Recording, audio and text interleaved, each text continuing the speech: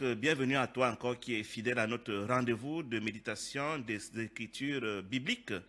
Nous avons commencé, tu le sais, pour toi qui nous suis depuis un certain temps, par Romains, Galates, Éphésiens, Philippiens, Colossiens.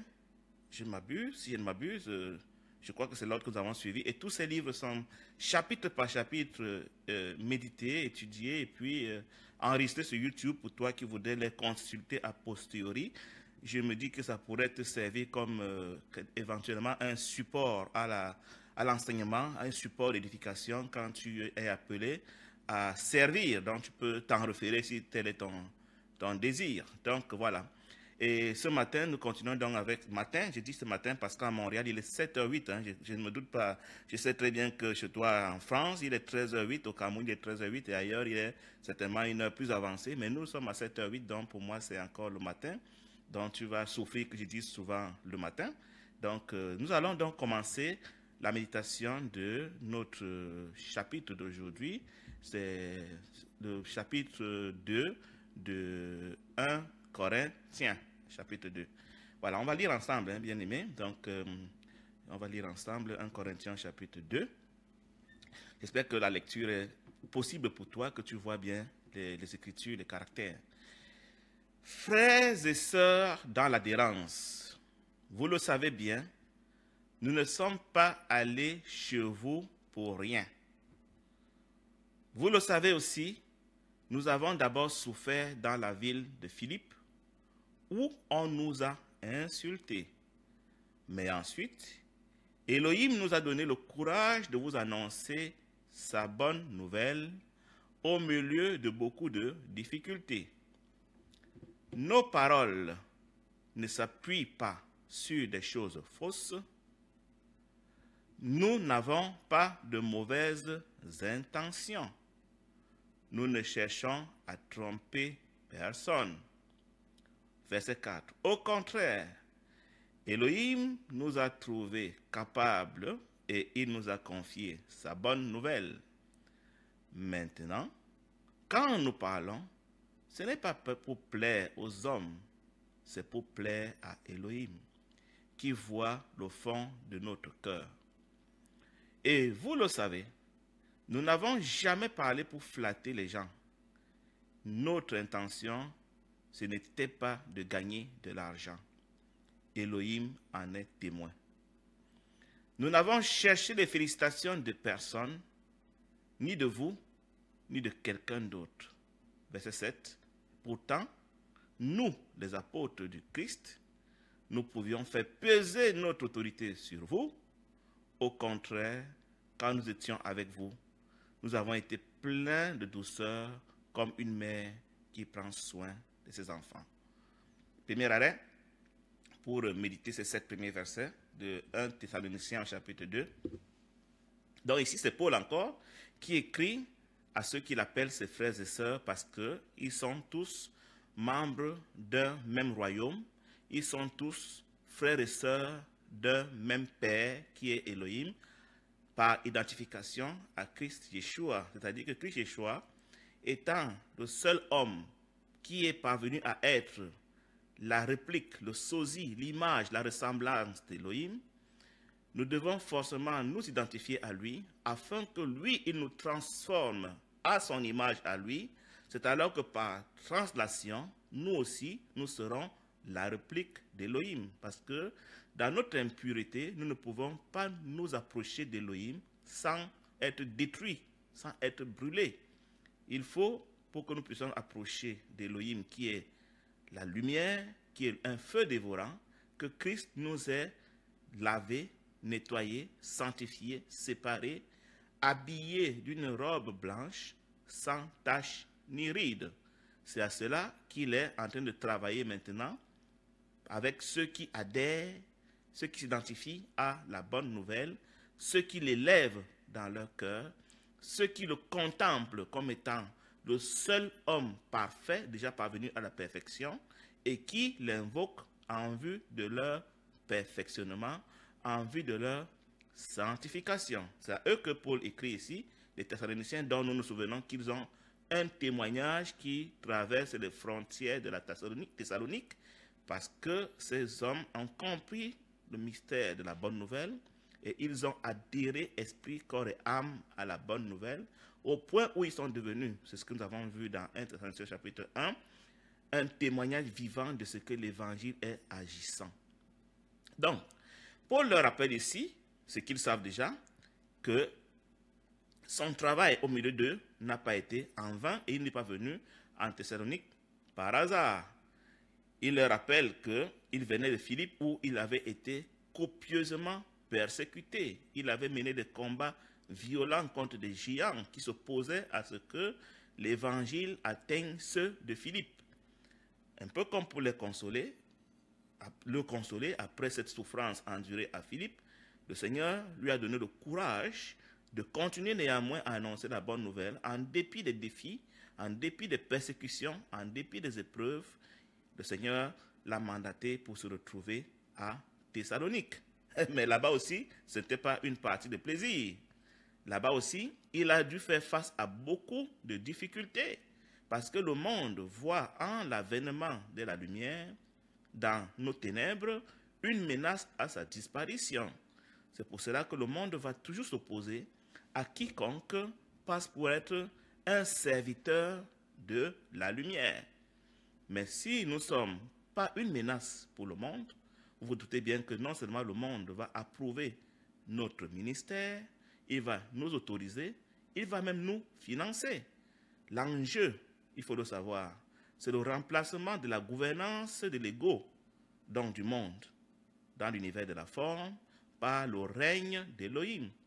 Vous vous souvenez de ce que Christ nous a dit dans la prière de notre Père, que le désir le plus grand d'Élohim, c'est que tous les hommes fassent sa volonté, afin que son règne vienne sur la terre comme son règne est établi dans les cieux. Donc nous sommes serviteurs d'Élohim quand nous travaillons à l'avènement de son règne dans l'univers de la forme, et nous sommes serviteurs de l'adversaire quand nous nous opposons à l'avènement de son règne dans l'univers de la forme.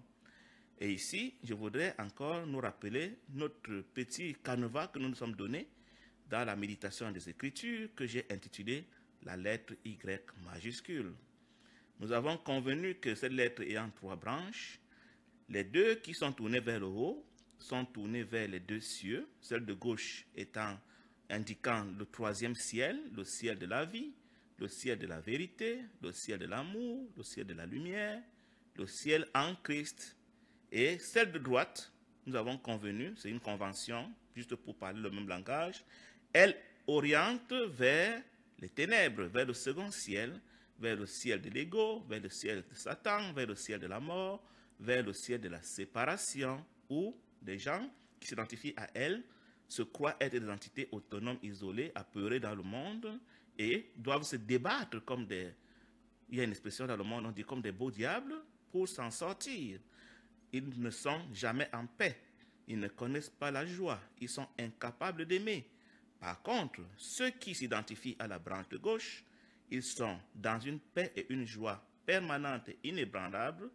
Ils sont amour en ceci qu'ils désirent, comme leur Père céleste, le salut de tous les hommes. Ils veulent que tous les hommes soient sauvés et parviennent à la connaissance de la vérité. La vérité étant ici le 3e ciel.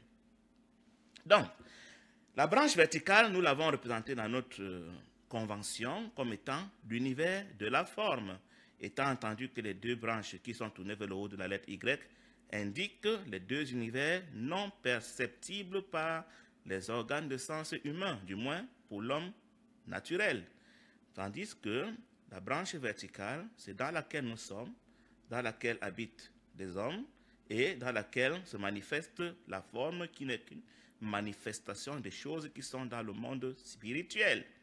Donc, dans la dimension de la forme, nous avons encore la possibilité de basculer entre les 2 branches qui sont tournées vers le haut. Certains hommes vont s'identifier à la branche de la vie, d'autres vont s'identifier à la branche de la mort. Je dois malheureusement te dire, et je l'ai toujours dit, que plus de 99,99% des êtres humains aujourd'hui sont plutôt identifiés à la branche de la mort. Ils sont identifiés à la branche de l'ego. Ils sont conduits par l'ego, comment je le sais? parce que nous faisons d'abord notre volonté et non pas la volonté d'Élohim. Élohim veut que c'est sa volonté qui soit faite sur la terre comme au ciel. Aussi longtemps que nous faisons notre volonté, nous croyons faire notre volonté, mais en fait, nous sommes en train de faire la volonté de l'impie. Parce qu'il n'y a que deux volontés qui peuvent s'exercer dans l'univers de la forme, la volonté d'Élohim ou la volonté de l'impie. Donc, celui qui n'est pas pour nous est contre nous. Celui qui n'est pas à travailler à l'avènement de la volonté du royaume d'Élohim dans l'univers de la forme, parce que ça se fera. Habakkuk chapitre 2 au verset 14, si je ne m'abuse, nous rappelle que comme le fond de la mer est rempli d'eau, l'univers de la forme sera rempli de la conscience d'Élohim, que tu le veuilles ou pas. Si Élohim te fait l'honneur et le privilège d'être co-ouvrier dans ce prestigieux chantier et que tu fasses la fine bouche, il trouvera bien d'autres personnes pour faire ce travail. Donc, si tu as été appelé à cela, trouve-toi privilégié, rends-lui grâce et contribue à la mesure de son appel pour toi. Mais si nous choisissons plutôt de nous identifier à la branche de l'ego, nous n'allons pas exister pour travailler à l'avènement du règne d'Élohim dans l'univers de la forme. Nous allons exister pour établir notre propre petit royaume mental dans l'univers de la forme. C'est pour ça que je parle dans mes publications de la foi spirituelle qui est portée à l'avènement du règne d'Élohim dans l'univers de la forme et de la foi mentale qui est plus portée à ce que je me réalise dans l'univers de la forme et que je me constitue mon petit royaume. Vous allez donc voir que ceux qui sont orientés foi spirituelle n'ont peur de rien. Ils n'ont même pas peur de la mort. Pour eux, la mort est un gain. Alors que ceux qui sont portés foi mentale, ils sont comme des poules mouillées, apeurés, ils ont peur de la mort, ils ont peur de tout, ils voient en tout une menace et chacun s'enferme dans son petit bunker mental où il joue à Dieu sur son prochain. Pendant que dans le royaume d'Élohim, on est tous des frères d'un même père, dans le royaume des ténèbres, on aura forcément une hiérarchisation des structures afin que le plus malin, diaboliquement parlant, manipule les autres pour être leur Dieu à leur insu et ainsi les vampiriser, aspirer leur énergie financière, vitale et que sais-je encore, pour que lui, il continue d'être grand et que les autres demeurent éternellement ses admirateurs. J'ai voulu dire ses adorateurs. Donc ici, Paul va nous présenter les attributs d'un serviteur des ténèbres, certainement qui joue à être serviteur de la lumière, parce que nous savons que même l'impie joue à être serviteur de la lumière. Verset 4. Au contraire, Élohim nous a trouvés dignes de recevoir sa bonne nouvelle pour travailler à répandre sa conscience dans l'univers de la forme. À titre de rappel, je nous ai toujours dit que la bonne nouvelle n'est qu'un support, comme la Bible n'est qu'un support, comme Guy n'est qu'un support, comme Hortense n'est qu'un support, comme la moindre créature d'Élohim n'est qu'un support ayant pour vocation de communiquer la conscience d'Élohim aux êtres enténébrés que nous sommes. La comparaison qui m'a été révélée, c'est de prendre la bonne nouvelle, la Bible, les êtres humains, la nature et tout le reste qu'Élohim a créé, comme des câbles transportant, ma foi, la lumière, transportant le courant, transportant les images, transportant le son, transportant que sais-je encore. Donc, quand nous regardons à un câble, nous ne voyons pas le signal qui est transporté, nous ne voyons que le câble. Du moins si nous sommes profanes, si nous sommes animaux, si nous ne voyons que la forme. Mais l'ingénieur, le technicien, voit le signal plus que la matière. Il en est de même pour les choses spirituelles. Tout support dans la forme a vocation à transporter la conscience d'Élohim dans les cœurs des hommes. Malheureusement, l'homme enténébré verra le support et ne verra pas la conscience.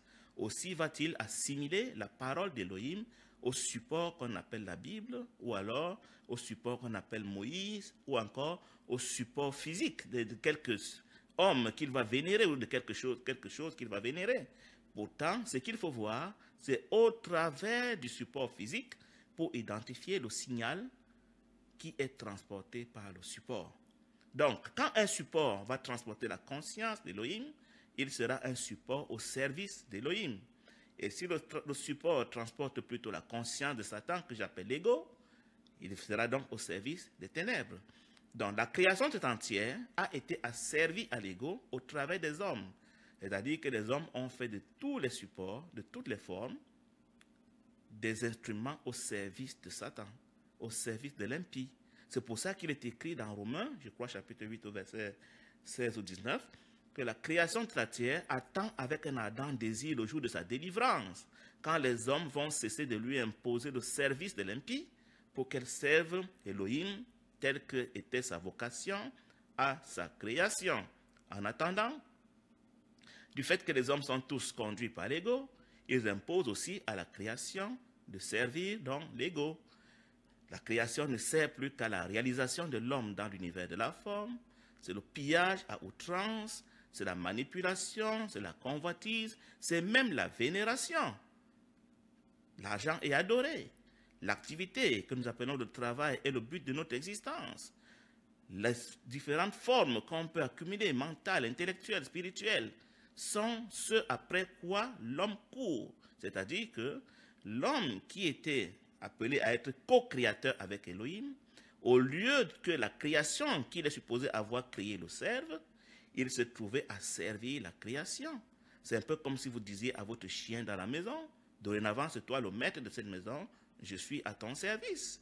Vous vous doutez bien que le chien sera très embarrassé. Si vous me dites que le chien ne peut pas parler, imaginez que vous disiez à votre enfant de 2 ans, bébé, c'est maintenant toi qui dirige ici et moi je suis à ton service. Mais l'enfant, il ne comprendra pas de quoi vous parlez, il sera perdu.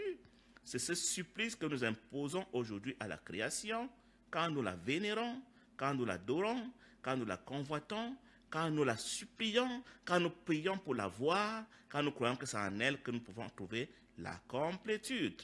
Donc là, ce sont des indicateurs de ce qu'un homme est conduit par l'ego. Et si nous sommes un peu honnêtes, chacun de nous se reconnaîtra dans cette description. Parce que nous ne vivons pas d'abord pour plaire à Elohim, contrairement à Paul ici, mais nous vivons pour d'abord nous réaliser dans la forme. C'est quoi plaire à Elohim? Rassurez-vous, Paul va nous dire, le dire par la suite. Vous le savez au verset 5, bien-aimés, nous n'avons jamais parlé pour flatter les gens. Un autre attribut de ce qu'on est conduit par l'ego, on cherche les applaudissements des hommes, on cherche les félicitations des hommes, on cherche la reconnaissance des hommes, on cherche l'approbation des hommes, on veut savoir ce que les gens pensent de nous. Et on fait tout en regardant s'il y a l'approbation, le regard approbateur de ceux qui nous observent. Ce n'était pas le cas de Paul. Il est en train de nous donner des indicateurs de ce que nous sommes serviteurs de la forme. Donc, on cherche les félicitations, les encouragements, les applaudissements, voire les gratifications des hommes. On cherche l'élévation des hommes. On cherche les ordinations des hommes. On veut être appelé père spirituel, super dirigeant intendant, bishop, apôtre, prophète, que sais-je encore. Et on s'en trouve glorifié. Tels sont quelques indicateurs de ce que nous sommes conduits par l'ego. C'est pour ça que Christ nous dira dans Matthieu 23, versets 8 à 10, ne vous faites pas appeler père spirituel, ne vous faites pas appeler directeur, ne faites rien pour paraître plus grand que votre prochain. Faites tout pour être à la limite le plus petit, parce qu'au royaume, le plus grand sert les autres. Mais vous savez avec moi que nous, dans notre conscience enténébrée, nous cherchons plutôt à servir les autres. Nous cherchons à les écraser. Nous cherchons à paraître pendant qu'eux, ils sont éternellement en train de nous admirer. C'est pour ça que nous nous arrangeons à ne pas les affranchir par nos enseignements. J'entends par là que quand nous avons des fidèles dans nos assemblées, ils sont nos fidèles pendant 5, 10, 15, 20 ans, mais ils ne parviennent jamais à la connaissance de la vérité.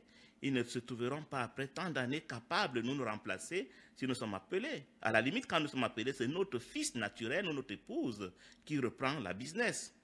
Je ne sais pas si on peut dire ça ici, l'entreprise ou si vous voulez l'église. Donc, signe que nous sommes en train de prospérer dans notre propre activité, notre entreprise, et non pas pour la gloire d'Élohim.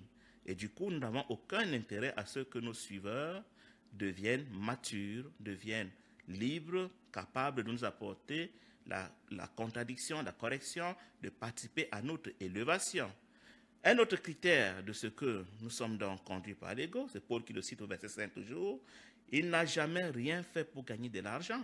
Donc, quand nous sommes au service de l'ego, nous rendons ministère avec l'espérance de recevoir en retour de l'argent, des gratifications naturelles, des gratifications matérielles. C'est ainsi qu'aujourd'hui, c'est une gloire pour un serviteur que d'avoir un jet privé, d'avoir un yacht, d'avoir, ma foi, des voitures, un parc d'automobiles, d'avoir des vêtements luxueux. Cet argent, il vient d'où? Il vient de ce qu'il a vampirisé les idiots qui le suivent et qui le prennent pour un serviteur d'Élohim, alors que c'est un serviteur de l'argent, si vous voulez, un serviteur du diable. Donc Paul, lui, ici, par opposition à ce que nous sommes aujourd'hui, n'a pas annoncé l'évangile pour se faire de l'argent. Et pour ce faire, Paul prend Elohim à témoin. Verset 6. Nous n'avons cherché de félicitations de personne, un autre attribut de ce qu'on est au service de Satan, avec toutes les apparences d'être un serviteur de Dieu. On est en train de chercher les félicitations, l'approbation, les encouragements, et que sais-je encore, des hommes. Ni de vous à qui nous avons annoncé l'évangile, ni de quelqu'un d'autre. Voilà des critères par lesquels Paul nous fait quelques critères. Mais mes bien-aimés, je peux vous dire que l'ego est tellement subtil que le nombre de pièges dans lesquels il peut nous emballer est quasiment illimité. Toute la Bible passe son temps à nous révéler ces pièges de l'ego tant que nous ne les connaissons pas, ce qu'il est en train de nous conduire. Verset 7. 1 Thessaloniciens, chapitre 2, verset 7. Pourtant, nous les apôtres, nous les serviteurs de Christ Yeshua, nous qui sommes serviteurs de la lumière et de la vérité, nous sommes investis de son autorité. Nous aurions pu utiliser cette autorité pour vous écraser, pour vous utiliser, pour vous manipuler, pour abuser de vous, pour profiter de vous, pour vous vampiriser, pour vivre à votre dépens, aux dépens de votre énergie. Mais au contraire, vous avez remarqué quand nous étions avec vous, nous avons été pleins de douceur comme une mère qui prend soin de ses enfants. Là, Paul est déjà en train de nous donner les attributs d'un serviteur de la lumière, d'un serviteur de la vérité, d'un serviteur de l'amour, de celui qui est investi de l'autorité de Christ, de celui en qui Christ s'est formé pour que lui, il aille contribuer à la transformation de ses frères. En tant que tel, Paul leur rappelle, et ils peuvent en témoigner, que lui, il s'est comporté avec les Thessaloniciens comme une mère qui prendrait soin de ses tout petits enfants par amour. Comment une mère pourrait-elle demander à son enfant de lui donner du lait? Comme on dit souvent que il faut traire les brebis. La mère sait que son enfant ne produit pas encore du lait. Au contraire, c'est la mère qui donne le lait à l'enfant. Verset 8. À cause de notre tendresse pour vous, nous étions prêts à vous donner non seulement la bonne nouvelle telle que Elohim nous l'a confiée, mais aussi notre propre existence. Pour votre persévérance dans l'adhérence, pour participer à la veille de votre conscience, nous étions prêts à tout, même s'il fallait que nous soyons mis à mort. Nous désirions votre salut, même au prix de notre existence. Tellement nous vous aimions, notre amour pour vous était devenu très grand. Si ça avait été le prix à payer, Thessaloniciens, pour que vous persévériez dans la vie, pour que vous persévériez dans l'espérance de devenir la réplique de Christ, pour que vous persévériez dans l'éveil à la conscience, s'il nous avait été demandé de sacrifier notre vie pour cela, croyez-nous, nous n'aurions pas hésité un seul instant, parce que pour nous, notre vie ne compte pas, si ce n'est pour servir Christ. Verset 9. Frères et sœurs, vous vous souvenez de notre travail et de notre fatigue. Nous avons travaillé nuit et jour pour ne rien vous coûter.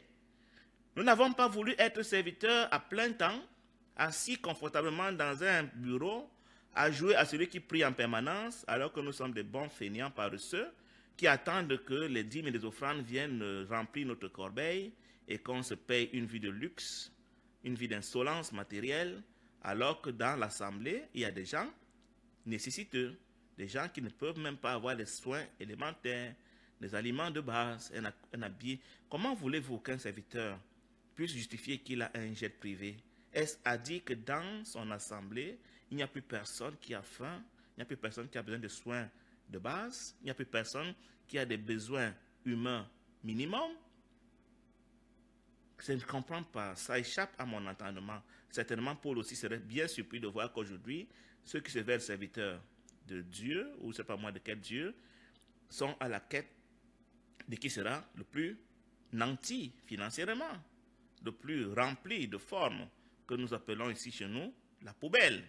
Mais malheureusement, non seulement ils s'entourent de tant de poubelles, mais ils mettent la convoitise dans le cœur de ceux qui les prennent pour des personnes mandatées, de ce qu'elles aussi, elles auront ces choses un jour.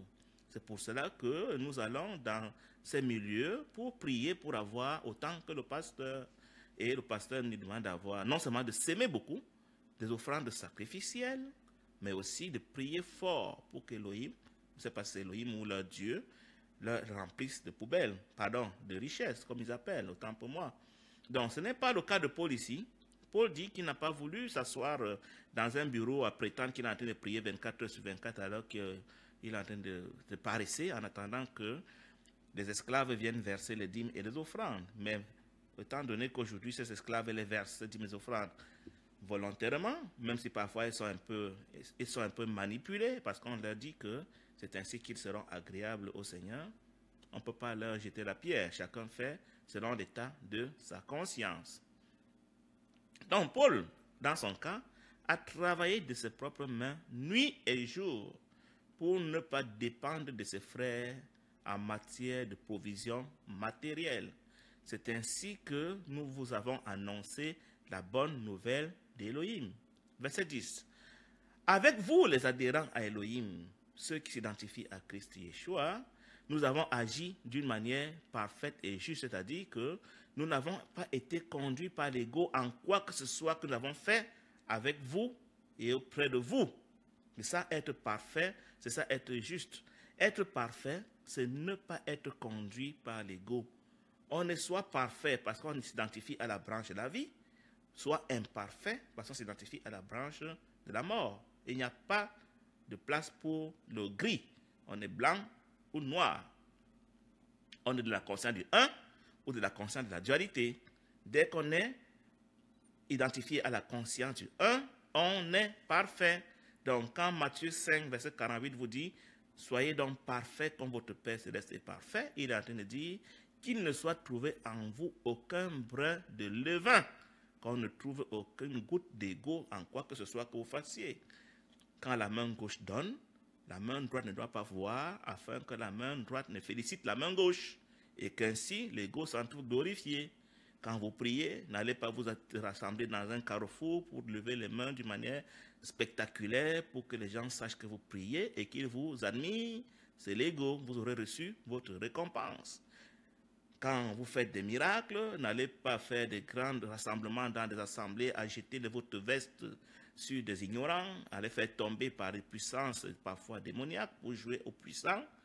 C'est du spectacle, c'est la sorcellerie, c'est la magie, c'est l'ego. Ne faites pas comme eux.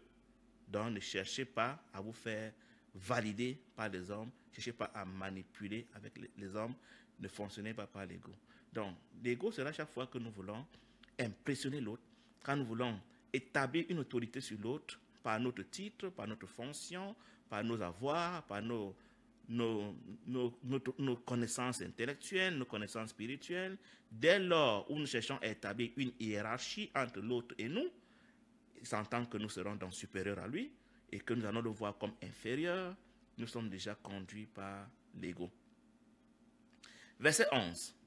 Vous le savez aussi, avec chacun de vous, nous avons été comme un père avec ses enfants. Donc, le serviteur de la lumière, le serviteur de la vie, n'est pas seulement comme une mère avec ceux qui lui ont été confiés, mais il est aussi comme un père. Et comment est-ce que Paul décrit la fonction d'un père? Verset 12. Nous vous avons donné des conseils et des encouragements. Nous avons demandé avec insistance que vous viviez conformément à ce que la conscience d'Élohim vous prescrit dans votre cœur. Lui qui vous a appelé à appartenir à son royaume pour régner dans le siècle à venir avec Christ sur ceux qui auront refusé de s'identifier à lui. Au verset 13. Merci pour votre patience, merci pour votre compréhension. Ce n'est pas vraiment... Vous savez, dans un studio radio, souvent, il y a un technicien qui s'occupe de la technique pendant que l'animateur ou le journaliste, comme vous voulez, lui, il parle. Mais là, je dois faire en même temps le technicien et l'animateur ou l'orateur. Ce n'est pas toujours évident. Donc, cette fois-là, quand ça m'a échappé, j'ai remarqué que j'avais laissé le micro fermé. De justesse, je m'en suis rendu compte. Donc, on continue. Verset 13. Sans cesse, nous remercions Elohim pour une autre raison encore.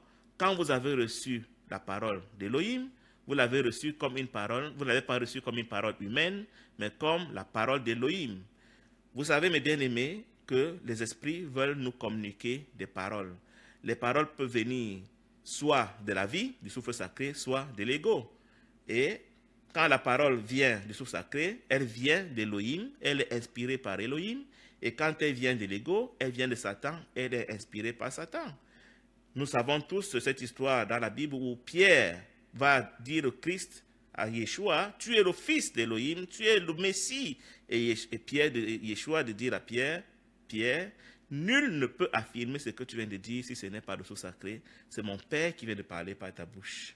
Quelques secondes plus tard, même Pierre va de donner des conseils apparemment spirituels à Christ, mais Christ discernera que ce n'est pas des paroles qui viennent d'Elohim. Et il dira à Pierre, cette fois-là, Pierre, c'est Satan qui vient de parler par ta bouche. Et il va même réprimander Satan en disant, arrière de moi, Satan, c'est toi qui donnes des paroles aux hommes. Donc nous comprenons que souvent il nous arrive de parler, croyant que nous sommes en train de parler de la part d'Elohim, mais aussi longtemps que nous parlons pour nous glorifier. Aussi longtemps que nous parlons pour établir notre règne sur les hommes, aussi longtemps que nous parlons pour manipuler, aussi longtemps que nous parlons pour avoir un gain temporel, aussi longtemps que nous parlons pour avoir des félicitations, des encouragements et que sais-je des hommes, aussi longtemps que nous voulons la gratification des hommes, c'est Satan qui est en train de parler en nous, peu m'importe que nous utilisons les versets bibliques. Je ne vous apprends rien, Satan aussi s'est dit, il est écrit.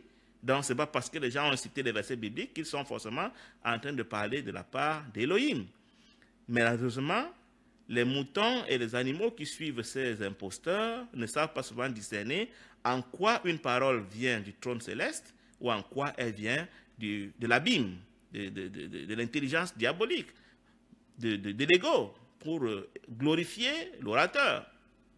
Donc, ici, Paul est en train de féliciter les Thessaloniciens parce que eux, au moins, ils ont su discerner que la parole que Paul leur donnait était une parole qui venait d'Elohim lui-même et non pas une parole qui venait d'un homme synonyme de diabolique. J'aimerais vous rappeler, mes frères, que nous avons en nous une instance que j'appelle le subconscient. Ce subconscient fonctionne comme un réservoir à pensée. Quand nous recevons les enseignements des hommes, quand nous recevons les paroles, quand nous recevons les pensées, ces enseignements, ces paroles sont stockées pour certaines personnes dans ce que j'appelle le subconscient, en vue de les amener à fonctionner en autonomie par rapport à Elohim. Donc chaque fois que nous allons fonctionner à partir de notre subconscient, nous allons fonctionner séparés d'Elohim. Or, Elohim voudrait que nous soyons connectés à la vie en temps réel et en permanence, tel que nous ne disions jamais rien qui vienne de notre mental, synonyme de subconscient, mais que nous ne parlions que par lui, et que c'est lui qui parle au travers de nous. Mais vous savez, étant donné que nous ne connaissons pas ce principe, tous nous marchons par notre mental. Nous fonctionnons par ce qu'on nous a enseigné. Nous fonctionnons par ce que le pasteur a dit, les parents ont dit, l'école a dit, la télé a dit, le livre a dit, la vidéo a dit. Nous passons le temps à demander aux hommes, que dois-je faire pour? Alors qu'Elohim n'attend qu'une chose, c'est que nous le consultions, que nous demeurions connectés, présents à lui, pour que c'est lui qui nous inspire des paroles qui vont nous amener à faire ce qui le glorifie. Mais quand nous courons plutôt derrière les hommes, derrière les livres, les vidéos, les enseignements et que sais-je encore, pour avoir des conduites à tenir, c'est automatiquement des fautes. parce que ce n'est pas ça le péché c'est le fait déjà de s'identifier à la forme. Maintenant, quand on s'identifie à la forme, on cherche sa sagesse, son intelligence, sa connaissance auprès de la forme. Et en cela, nous sommes des serviteurs du diable. Il m'est arrivé hier de comparer la parole à la manne qui tombait dans le désert. Quand la manne tombait dans le désert, elle était donnée pour un seul jour. Si le peuple hébreu, les Israélites conservaient cette manne, le lendemain, elle avait des asticots. Parce que Elohim veut nous donner chaque jour le pain de ce jour. Mais nous, en serviteurs du diable, nous disons, nous allons nous constituer notre réservoir de sagesse, d'intelligence, des versets bibliques, comment on appelle ça, des proverbes, et tout ce que nous avons dans notre mental, par lequel nous allons fonctionner, comme si nous fonctionnons avec la manne qui est infestée d'asticots. Alors que Elohim voudrait nous donner de la nourriture fraîche, du pain frais, une parole fraîche chaque jour. Mais nous, nous conservons les enseignements dans les cahiers, dans les livres. Nous achetons même aujourd'hui des prédications. Sur Internet, on peut acheter des prédications chaque dimanche pour aller les répéter comme les perroquets, ce que quelqu'un d'autre aura ruminé. Et puis on va juste aller cracher et puis les gens vont crier, croyant qu'ils ont reçu la nourriture fraîche alors qu'ils ont reçu de la poubelle. Je peux vous dire, je suis en train d'interpréter la Bible dans la génération consciente, mais je me garde de méditer les Écritures en allant relire ces textes qui sont déjà figés, parce que je voudrais qu'Elohim nous donne de la nourriture fraîche. Ça aurait été plus facile pour moi de dire, écoute, j'ai déjà étudié ça, j'ai déjà préparé, allons simplement lire. Non. Si bien que si vous êtes vigilant, vous verrez que parfois ce que nous nous disons ici, en allant relire la version que j'ai déjà produite, ce ne sera pas les mêmes mots, peut-être même pas souvent la même compréhension parfaitement, parce que Elohim veut nous donner le pain de ce jour. Malheureusement, par notre paresse ou par notre rébellion, par notre haine pour lui, nous nous déconnectons de lui pour fonctionner en mode autonomie à partir de notre mental, à partir des paroles humaines, que j'appelle aussi des paroles diaboliques, qui sont une sorte de manne infestée d'asticots que nous donnons aux hommes, et ces hommes ne sont jamais transformés à l'image et selon la ressemblance d'Elohim.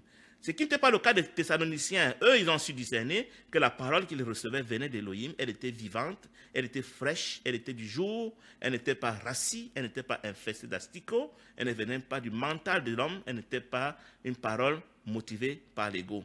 Oui, la parole que vous avez reçue vient vraiment d'Elohim et elle a produit les fruits qu'elle doit produire. Quand la parole vient d'Elohim, forcément, elle va vous délivrer de l'emprise de l'ego. Forcément, elle va vous transformer progressivement à la stature de Yeshua, comme nous dit Colossiens chapitre 3, verset 10. Si vous voyez donc que depuis 5, 10, 15, 20 ans, vous êtes fidèle d'une assemblée, vous ne savez même pas comprendre les Écritures, vous ne voyez en rien un changement dans votre vie, vous ne voyez pas en quoi vous êtes affranchi de l'amour de la forme, vous ne comprenez pas pourquoi vous avez toute l'impression d'un vide en vous, c'est que vous êtes en train de recevoir une parole infestée d'asticots, une parole qui vient des hommes, une parole qui vient du diable, une parole qui est faite pour vous maintenir esclave à long terme, pour que l'homme de Dieu, pardon, à moins que ce soit un autre Dieu, que le serviteur de Satan continue à abuser de vous et à jouer les grands révélés alors qu'il ne sait même pas ce qu'il est en train de faire, parce que lui aussi il est trompé en même temps qu'il est en train de vous tromper, pourvu que vous lui donniez vos dîmes et vos offrandes. Verset 14. En effet, frères et sœurs dans l'adhérence, par identification à Christ Yeshua, vous avez imité les églises d'Élohim qui sont en Judée et qui sont unies à Christ Yeshua. Vous comprenez ici que Paul est en train de se féliciter du produit de son ministère dans l'existence des Thessaloniciens. Il constate que les Thessaloniciens n'ont pas eu peur des persécutions. Ils n'ont pas eu peur de souffrir pour leur adhérence. Ils ont imiter l'exemple des églises de Judée qui elles aussi étaient persécutées par les Romains, et les Thessaloniciens sont entrés dans le même esprit. Ils ont compris que le salut est un package qui s'accompagne de persécutions. S'ils m'ont aimé, ils vont vous aimer. S'ils m'ont persécuté, ils vont vous persécuter. C'est ce que Christ avait dit. Donc, le royaume des cieux est forcé, c'est les violents qui s'en emparent, ceux qui sont prêts à faire face à la persécution et néanmoins persévérer jusqu'à la fin sans abandonner. Parce que vous savez que dans la parabole du semeur, il y en a qui abandonnent à cause de persécution. Vous avez souffert à cause des gens de votre pays, comme ces églises ont souffert à cause des Juifs. Oh, les Juifs, ce n'est même pas les Romains qui ont torturé les églises de Judée, c'est les Juifs. Et pourquoi? On va le voir par la suite, verset 15. Les Juifs ont mis à mort Christ Yeshua et les prophètes. Ils nous ont fait souffrir, nous aussi. Ils ne plaisent pas à Elohim. Ils sont ennemis de tout le monde. Pourquoi donc, Paul, verset 16? Ils nous empêchent d'annoncer la bonne nouvelle à ceux qui ne sont pas juifs de naissance. Ils prétendent qu'Elohim leur appartient à eux seuls et que c'est seulement eux qui doivent être sauvés. Ils pensent que c'est eux qui ont l'exclusivité de la propriété d'Elohim et sont jaloux de ce que nous autres nous voulons annoncer l'évangile à tous les hommes comme Elohim nous l'a demandé. Alors les Juifs veulent nous fermer la bouche, ils veulent nous mettre à mort chaque fois. Pardon.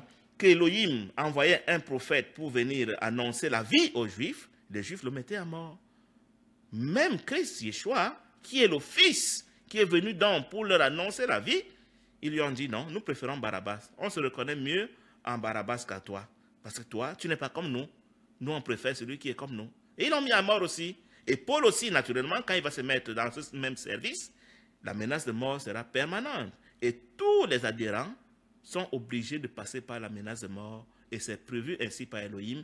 Et ça se fera ainsi. Si vous vous souvenez de Apocalypse chapitre 6, verset 11, que j'aime bien citer, quand les saints demandent à Christ, quand est-ce que tu vas nous venger? Il a dit, écoutez, il y en a de vos frères qui n'ont pas encore été mis à mort. Votre vocation est de me montrer que vous m'aimez en acceptant de souffrir jusqu'au prix, au prix de votre mise à mort au corps physique.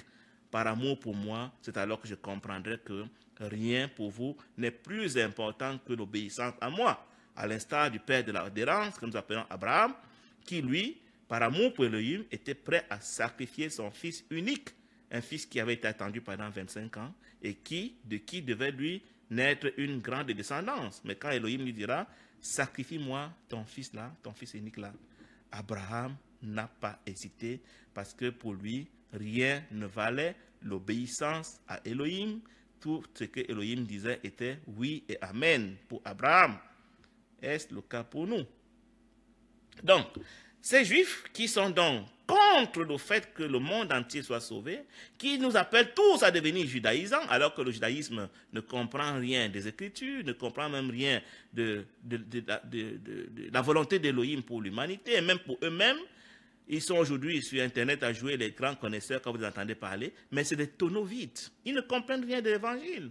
Donc quand je vois des adhérents potentiels ou des chrétiens qui jouent aux judaïsants, qui vont jouer aux messianiques, mais je suis attristé d'aller appliquer ces pauvres rudiments du monde qui sont mis en pratique par ceux-là même qui n'ont rien compris du mystère de la bonne nouvelle des Écritures et de ce qu'Élohim veut faire avec nous. Les Juifs sont hors course, ils ne comprennent pas l'Évangile, au point où ils croient qu'ils sont les seuls propriétaires d'Élohim. Pourtant, Élohim veut que tous les hommes soient sauvés et parviennent à la connaissance, à la pénétration de la vérité, c'est-à-dire la pénétration de la lumière, parce que la vérité, ce n'est pas le fait de dire ce qui est et qu'on peut vérifier. La vérité, c'est Elohim. La vérité, c'est Christ. La vérité, c'est la lumière. La vérité, c'est la conscience. Donc Elohim, créateur de tous les hommes, ne peut pas se réjouir de ce qu'un seul d'entre nous se retrouve loin de lui pour l'éternité en enfer dans le feu. Si nous y allons, c'est à son corps défendant. S'il ne tenait qu'à lui, tous les hommes, sans tenir compte de leur sexe, de leur âge, de leur niveau spirituel, de leur niveau intellectuel, de leur niveau, je ne sais pas moi de quoi, de leur couleur de peau, et que sais-je encore, Elohim ne tient pas compte de la forme. Il veut que tous les hommes soient sauvés de l'emprise de Satan. Donc vous comprenez que dès lors que nous nous réjouissons de ce que certains sont perdus, dès l'instant où nous ne sommes pas à la brèche pour que tout le monde soit sauvé, dès l'instant où nous réclamons même la propriété exclusive d'Elohim dans notre dénomination, nous sommes en train de travailler contre son projet de salut de toute l'humanité. Qu'est-ce que l'ego a pu nous faire mal? Qu'est-ce que Satan a pu nous faire mal? De nous amener à croire que nous pouvons nous approprier l'Élohim de toute l'humanité. Donc, verset 17. Frères et sœurs dans l'adhérence, nous avons été séparés de vous pendant un certain temps, loin des yeux, mais non pas loin de votre cœur. Nous désirons beaucoup vous revoir. Beaucoup vous revoir. Et nous avons tout fait pour cela. Verset 18, nous avons voulu vous rendre visite plusieurs fois, en tout cas moi, Paul, j'ai voulu le faire. Mais Satan nous en a empêchés, certainement en nous mettant en prison, parce que Paul, sa vie, c'était fait de prison à récurrence. Verset 19, oui, notre raison d'espérer, notre joie, c'est vous. Quand Christ Yeshua reviendra pour donner des récompenses à ceux qui l'auront servi, vous serez pour nous la récompense qu'on donne aux vainqueurs, à ceux qui auront persévéré jusqu'à la fin, à ceux qui auront travaillé à ce que sa conscience vienne dans l'univers de la forme, à ceux qui auront travaillé par le souffle sacré avec abnégation, sans l'intérêt de manipuler ceux qui leur auront été confiés. Et nous serons fiers de vous. Tout se passe un peu comme si nous savons que pour une âme qui quitte l'emprise de l'ego, qui sait s'identifier à la forme, qui se tourne vers la conscience, qui s'éveille à la conscience, c'est la fête au ciel. Parce que la plupart des hommes, à plus de 99%, sont plutôt identifiés à la forme et conduits par l'ego. Donc c'est le plus grand miracle qui peut arriver dans l'univers de la forme, c'est quand une âme se rend compte de ce piège et s'en repent pour se tourner vers l'identification à Christ. C'est pour ça que la seule fois où il nous a dit qu'une fête est célébrée au ciel du fait de ce que les hommes ont fait, c'est quand une brebis est rentrée à la bergerie, quand une âme s'est repentie de son identification à la forme. Tout se passe donc comme si ce sera les âmes que nous allons contribuer à ramener au royaume qui feront nos critères de récompense, à la mesure certainement des dons qui nous auront été faits. C'est-à-dire que si Christ nous avait fait des dons pour ramener 100 personnes et qu'on aura ramené 50 personnes, on aura une productivité de 50%. Et donc, on aura la récompense aussi de 50%. Mais si on avait eu le don pour ramener 2 personnes et qu'on a ramené une personne, ce sera la même productivité, 50%. On aura donc la récompense de 50%. Si on avait par contre reçu le don pour ramener 100 personnes et qu'on en a ramené 2, parce que pour les autres, on a joué au petit malin à vouloir abuser d'elles et que ces personnes sont perdues, on aura la récompense de 2%, alors qu'on avait reçu les talents et les dons pour ramener 100 personnes. Donc Paul ici se réjouit déjà de ce que les Thessaloniciens seront dans son compte éternel, dans le compte, son compte de récompense, ils sont à son crédit et il sera fier d'eux s'ils auront persévéré. Nous allons voir dans 1 Thessaloniciens chapitre 3, que Paul dira que mais si par contre vous ne persévérez pas jusqu'à la fin, j'aurai travaillé en vain. C'est-à-dire que si nous avons sémé et que la graine n'a pas germé, si nous avons travaillé dans une vie et que cette vie n'est pas parvenue à persévérer jusqu'à la fin, on aura dépensé notre énergie pour rien. C'est pour ça que le serviteur éclairé tremble à voir ceux qui lui ont été confiés rompre leur adhérence avec Elohim. Verset 20. C'est vrai, vous êtes notre fierté et notre joie. Donc, en les Thessaloniciens, Paul voit déjà quelques éléments qui vont compter pour sa récompense éternelle. Il s'en réjouit parce que ces éléments lui semblent avoir une adhérence très ferme. Donc, Hortense, bonjour. Bonjour mon frère, shalom. Shalom, nous t'écoutons. Oui, je t'ai écouté avec enthousiasme et j'ai compris que Christ en fait, c'est une conscience, c'est la conscience et la vie, c'est Christ. Qu'en est-il donc dans le monde, quoi? On dit souvent, on a donné notre vie à Jésus. S'il est la vie, quelle vie avons-nous alors? Pourquoi le dit-on? Pourquoi le dit-on autant? C'est par ignorance. C'est parce que nous avons été formatés par l'impie à parler un langage du blasphème. Il y a une seule vie, c'est Christ. Hein? Nous n'avons pas de vie. Il est la vie et il n'y a pas une autre vie en dehors de lui. Mais comme Satan nous avait promis qu'on sera des dieux, et il a donc récupéré tout le lexique divin et il nous a donné une autre compréhension de ces mots au point de nous faire croire que nous avons nous aussi une vie que nous pouvons donner à la vie. Donc vraiment, c'est encore une expression de notre séduction. Ce n'est pas parce que c'est ce qui est, c'est pas simplement que nous sommes ignorants de ce qu'il n'y a qu'une seule vie, c'est Christ, au point où nous prétendons nous aussi avoir une vie. C'est à la limite de la provocation que de dire à Elohim, écoute, tu as une vie, c'est Christ, nous aussi on a notre vie, et nous on peut même te donner notre vie. Donc, si tu regardes bien Hortense, la plupart des mots que nous utilisons dans notre langage, nous les utilisons dans un sens diabolique sans le savoir. Et il en est ainsi de cette phrase que tu viens de citer, qui n'est pas de la Bible, qui est de la religion, parce que la religion, c'est une fabrication de Satan pour nous mentir, pour nous endormir, nous faire croire que nous sommes avec le Seigneur, alors que nous sommes en train de faire dans le blasphème, dans l'imposture, en train de nous identifier à la forme, à nous réaliser dans la forme, sans rien comprendre des Écritures. C'est pour ça que je peux te dire que la plupart de ceux qui jouent les prédicateurs aujourd'hui ne comprennent pas les Écritures. Ils ne comprennent pas la Bible. C'est eux donc qui encouragent leurs suiveurs à faire de telles proclamations. Et voilà, c'est vraiment l'ignorance. C'est ce que je peux te dire. C'est signe de mort, c'est signe de somnambulisme, c'est signe de ce que nous n'avons pas été éveillés à la conscience pour comprendre que la vie, c'est Christ et Christ seul. Qu'est-ce qu'il peut te dire, Hortense? Oui. Et on voit bien la division, comme tu parles souvent, la dualité. Parce que quand on dit on donne notre vie à Jésus, ça veut dire qu'il y a Jésus, la conscience, et il y a eu la vie. Donc, deux choses, quoi. C'est ça. Alors que Christ, c'est la vie. C'est ça. Donc, il est la vie. C'est ça. Voilà.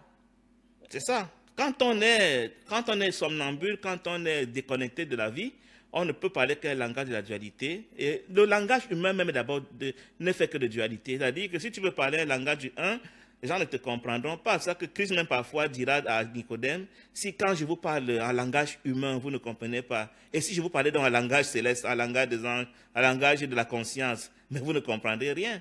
Donc c'est vrai qu'on est souvent obligé de faire avec ce qu'on a pour se faire comprendre par nos contemporains, mais l'esprit éveillé saura qu'il est en train de dire des choses qui ne tiennent pas. Donc, distinguer la vie de Christ, et se prétendre avoir sa propre vie à soi, c'est diviser la vie. Or, la vie n'est pas divisible. Il y a une seule vie, c'est Christ. C'est ça, Hortense.